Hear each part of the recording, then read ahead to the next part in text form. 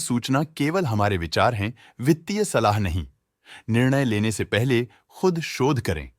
किसी भी लाभ या हानि के लिए हम उत्तरदायी नहीं हैं।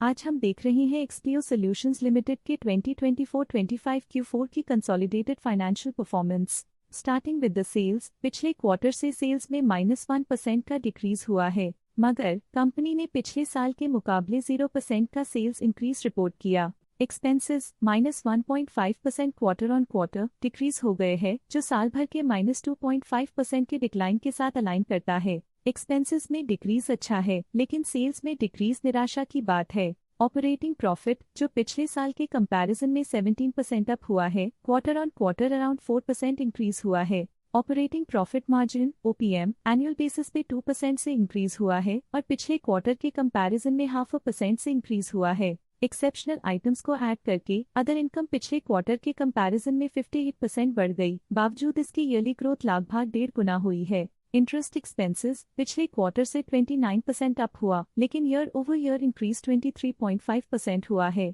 डिप्रिशिएशन कॉस्ट्स में क्वार्टरली -35% का डिक्लाइन देखने को मिला और ईयरली बेसिस पे -11.5% का डिक्रीज देखा गया। प्रॉफिट बिफोर टैक्स एनुअली 36% बढ़ा, लेकिन प्रीसीडिंग क्वार्टर से 25.5% बढ़ा है। इस साल कंपनी ने 40% टैक्स पे किया और क्वार्टरली कंपनी ने 32% टैक्स पे किया है। नेट प्रॉफिट ने ईयर ऑन ईयर 53.5% का इंक्रीज दिखाया, लेकिन लास्ट क्वार्टर से 22% का इंक्रीज हुआ है। इस क्वार्टर में कंपनी का परफॉर्मेंस अच्छा रहा और स्ट्रॉन्ग ऑपरेशनल मैनेजमेंट दिखाया। वहीं अगर एनुअल एनालिसिस की बात करें तो इस साल कंपनी का परफॉर्मेंस काफी अच्छा था। अर्निंग्स पर शेयर EPS में साल भर में 5.5% का इंक्रीज देखा गया, लेकिन क्वार्टरली में 21.5% की बढ़ोतरी भी नजर आई। इस क्वार्टर में कंपनी का EPS अच्छा रहा और स्ट्रॉन्ग मैनेजमेंट दिखाया। एक्सपीओ सॉल्यूशंस लिमिटेड के फाइनेंशियल स्नैपशॉट को रिव्यू करते हुए कुछ मुख्य ट्रेंड्स सामने आए हैं, जो कंपनी की परफॉर्मेंस पे रोशनी डालते हैं।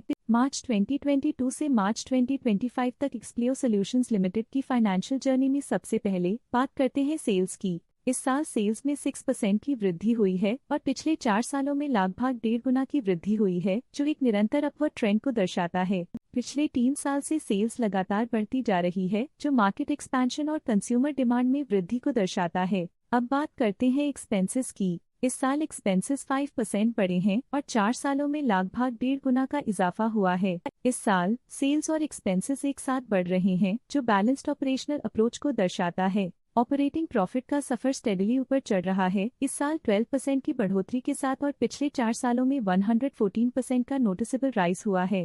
पिछले 3 साल से ऑपरेटिंग प्रॉफिट लगातार बढ़ रहा है, जो कॉस्ट मैनेजमेंट और ऑपरेशनल कुशलता को दर्शाता है। नेट प्रॉफिट का सफर ऊपर की ओर चल पड़ा है, इस साल 14% की चढ़ाई के साथ पिछले 4 सालों में 91.5% की शानदार वृद्धि हुई है। पिछले साल की सेटबैक के बाद नेट प्रॉफिट में सुधार हुआ है, जो मार्केट ऑपरेशंस में संभव रिकवरी और अडेप्टेबिलिटी को दर्शाता है। इस साल EPS ने ऊंचाइयों को छुआ है, 14% की वृद्धि के साथ, जो पिछले 4 सालों में 26.5% की मजबूत वृद्धि पर आधारित है। पिछले साल की गिरावट के बाद इस साल EPS में वापसी हुई है, जो एक सफल फाइनेंशियल टर्नअराउंड को दर्शाता है। चलिए अब बात करते हैं शेयर होल्डिंग पैटर्न की। एक्सपीओ सॉल्यूशंस की शेयर होल्डिंग रिपोर्ट्स कुछ इस प्रकार की हैं, जो अननोन 2025 के तक चलता है। ये रिपोर्ट कंपनी के शेयर्स की डिटेल्ड जानकारी देता है, जिसमें promoters, promoter groups, foreign investors, public investors और सरकारी एंटिटीज शामिल हैं। पब्लिक द्वारा हेल्ड शेयर्स का परसेंटेज 27.46% से इंक्रीज होकर 2025 के में 27.71% तक का इंक्रीज से देखा गया।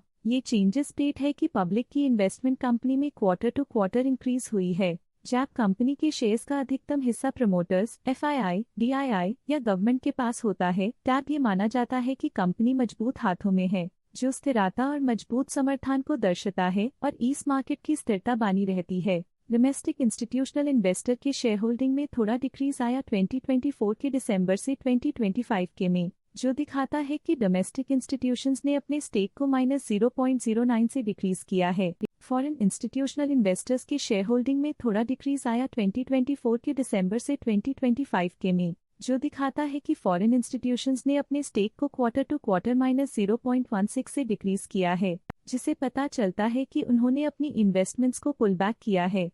ये था कंपनी का करंट शेयर होल्डिंग पैटर्न। आज के लिए फाइनेंशियल सेक्टर में इतना ही। देखने के लिए धन्यवाद।